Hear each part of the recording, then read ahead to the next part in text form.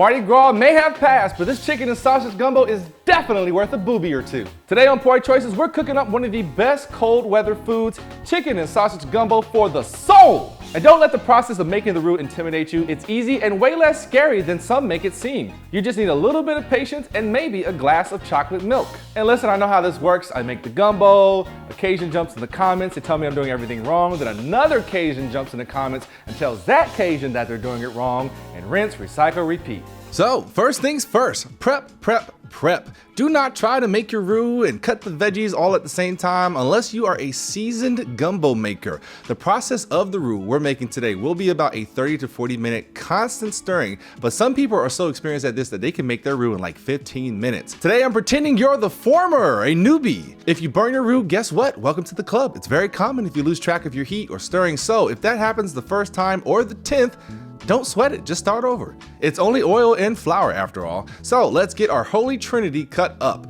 I've got 4 stalks of celery. Cut those white ends and also wash your veggies beforehand. Celery can carry a lot of dirt, so it's good to give those a good washing. And then I dice mine up pretty good. You can cut yours up to whatever your desired size is, but I like my vegetables to just kind of melt into the gumbo, so I'm going with a smaller dice. Next, I'm dicing up 2 large yellow onions, nothing special here. Then I've got 2 green bell peppers here that I'll dice up. There are a number of ways to cut up bell peppers, but just make sure that when you're cutting them into the slices and eventual dicing, you cut with the outer waxy part facing down. Cutting into that softer interior flesh will keep your knife from slipping and potentially cutting you.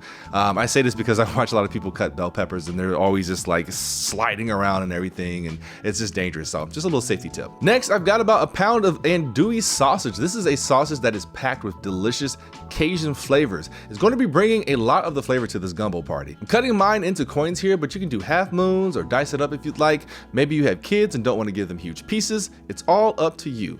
I've also got about 2 pounds of chicken thighs here, and these meat measurements are simply what I already had on hand. You could totally go with like more sausage with like 2 pounds and a pound of chicken or whatever ratio you want. And I'm hitting this chicken with the Cattleman's Grill blackening seasoning. You could just use a regular Cajun seasoning here if you want to, or just some regular salt, pepper, and garlic. But since I'm searing this chicken first to develop some flavor, I want to add some Cajun goodness, some more Cajun goodness. So hit both sides of each piece of chicken thigh, and I strongly encourage chicken thigh here as we'll be simmering this for like 3 hours. Chicken thighs can take that type of time, and they have some more flavor, way more flavor than chicken breasts. If you were to use chicken breasts, they just won't be as flavorful and easily dry out too. If you have any crazy excess fat on the chicken thighs, feel free to trim those or just let it melt into that gumbo over the course of the cook. Fat is flavor after all. So to a hot skillet, I'm adding in some olive oil and adding my sausage. This can technically all be done in one gumbo pot, but I'm doing this for the beginners, so it's much easier to brown all the meats in a separate pan, then deglaze it and add it to our roux when we successfully make it. It would be a crime to get some great fond going and then end up with a burnt roux, rendering it all useless. Plus, we don't want to run the potential of burning our fond either. So get your sausage nice and crisp up around the edges, and then with a slotted spoon, get the sausage out and into a waiting bowl. And I'm suggesting slotted here just so we can leave behind that Cajun infused oil and fat from the sausage.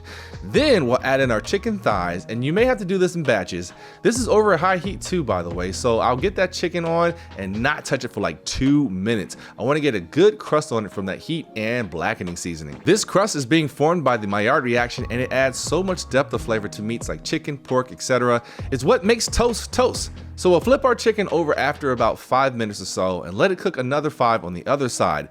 Then I'll temp it to see if it's close to 175. Because this is going into a gumbo to cook for a few hours, it's okay if it finishes cooking in there. So if it's at 165 or something like that, it's totally fine. Also, it's okay if you overshoot 175. Again, chicken thighs can take a heat beating, so don't fret. And some people will cut up their chicken meat before searing it, but I'd rather just cook it whole and keep those juices locked inside and let it naturally shred apart in the gumbo. Now, with all that amazing fond left in our pan, we're going to deglaze, which is going to free up all those flavorful bits. So turn off the heat, but make sure the pan is still hot. You're only going to need like half a cup of some sort of liquid.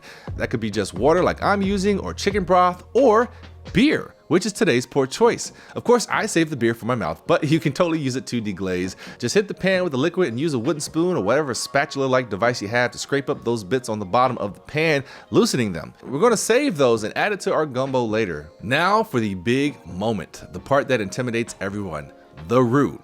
I've got a Dutch oven here over low to medium low heat. We're doing this the long way because we don't want to burn our roux. As I mentioned earlier, the more experience you get, the higher temp you can cook it at. But for today, get that wrist ready. So after a few minutes on the heat for our Dutch oven to heat up, we'll add in 1 cup of vegetable oil. Yes, vegetable oil. Don't try to use a different one trying to be all healthy and stuff. This is gumbo, okay? Add that in, and then to that oil, add in slowly 1 cup of all-purpose flour, and then whisk or stir nonstop for the next 30 to 40 minutes. Seriously, don't walk away or try to do other things because it will burn. If you see black specks, you've burned your roux and you don't want that, so you'll have to start over if you start saying that. I like using this rubber spatula to keep everything moving, and over the course of time, you'll see the roux starting to get darker. And this is where I said to have a glass of chocolate milk nearby, especially if this is your first time making a gumbo roux. We want it as dark as that. And having that visual element there will guide you and give you a little bit more confidence until you can eyeball it later on.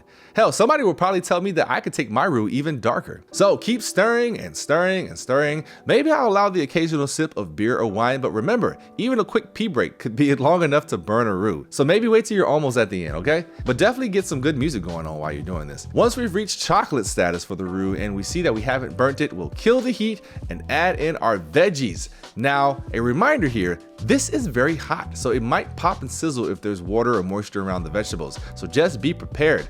All the veggies go in, and if it isn't apparent yet, have all that stuff nearby within reach. We'll let the natural heat of the roux cook the veggies until they're softened. Keep stirring and you'll notice the onions becoming translucent. That's a good sign that we're in a good place.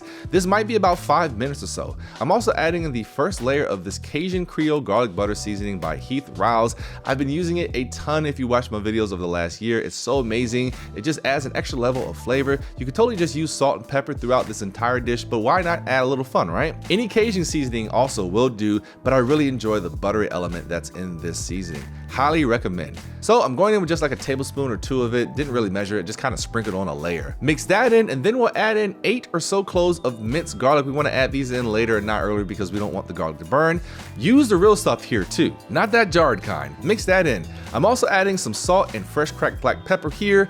Mix, mix, mix. Then we're going in with 6 cups of chicken broth. You can use water here if, say, you're in a pinch and realize you don't have stock, but we can add more layers of flavor here with stock. Now we can pop the stove back onto a medium heat or whatever will allow this to come back to a gentle simmer. While that comes up, I'll add in 2 to 3 sprigs of fresh thyme and like 3 bay leaves. And also, I'm adding in the most controversial ingredient when it comes to gumbo. Well, maybe not the most controversial. I think tomatoes is pretty high up there. Don't add tomatoes into this. I'm adding okra. I like okra. I grew up on it. If you don't like it, you know what you can do? You can leave it out. It's your gumbo. You pay for these groceries. You can make it however you want. Even though I just said leave tomatoes out, you can totally defy me and do that. Okra adds some thickening power to this, but you could also use something like a filet powder, which is ground sassafras. I hope I said that correctly. A tablespoon of that at the very end when you're done cooking and off the heat will help with the thickening, but I like the okra route. So I'm adding this 12-ounce bag of frozen okra into it. Make sure it's not a battered and fried okra, which oftentimes is piled right up in the freezer section along with the regular okra. So just, pay attention to that bag. I'm also adding in some dashes of Louisiana hot sauce like this Crystals, but you can use whatever you want. Maybe like 3 tablespoons worth, and then a couple dashes of Worcestershire sauce, and that might have been like a teaspoon or 2. Then we'll add in our chicken and sausage from earlier, get all them juices too, and don't forget our deglazed liquid from earlier. Mix all that up, ensure your gumbo is at a simmer, and then this is the fun part, you just walk away and let your kitchen fill with the smells of Cajun soul. Now, if you're in a rush, you could let this simmer for like 45 minutes, but this really benefits from a good 3 to 6 hour simmer. This is the gumbo filet powder, by the way, that I was talking about earlier. I'm not using it in this particular case, but I just wanted you to see what it looks like. One more thing that we'll need is a good heaping amount of fresh cracked black pepper. I mean a lot. Like, I don't know the amount in actual measurements, but if I had a pepper grinder, this would be about 20 to 25 twists. Okay, you're going to need more pepper than you think, and having some fresh cracked goes a long way. So we'll simmer away, and then we eat some plain white rice and some diced up green onions to go along with it. Before you declare it done though, you should taste your gumbo and see if you need maybe some more salt, some more pepper, or maybe some more hot sauce, or even maybe some more Cajun seasoning. Maybe you want to bump that up. Then you're good to go. Some more hot sauce on the side for those who want to sniffle while they eat. Look at us, gumbo. It's so easy. And over time, you can add more things to it, change it up, but this is the essence of gumbo. Hey, this is Poor Choices. We have a Patreon link down in the description. $1 a month is all we ask for to pay for groceries here in these inflated times. And I will be enabling the YouTube memberships on this channel soon. That'll be $2.99 because, you know, YouTube has to take its cut. And that'll be along the same things if you just want to support the channel. Over time, I'm hoping to eventually be able to hire like another editor or something, just do more things so I can give you all stuff behind the paywall. But $2.99 or $1 on the Patreon, because I know some of you don't like to click away from the website when you're watching these videos, either goes a long way to help support the channel. So I just want to thank you all who have already been signed up for the Patreon. And if you want to cancel your Patreon and move over to the YouTube subscription, you can totally do that. I am okay with either. It all helps. And as I mentioned earlier, the poor choice was actually, I was doing beer and wine. I was getting wild and crazy here. But you can, again, you can use the beer for the deglazing part. You can use wine if you want to as well. You just need any type of liquid. But I highly suggest one of those two while you're making this, and then just have a good old time. I think it's still cold out here around the US for like the next few weeks, so this is perfect gumbo weather. So enjoy, and I'll talk to you all later.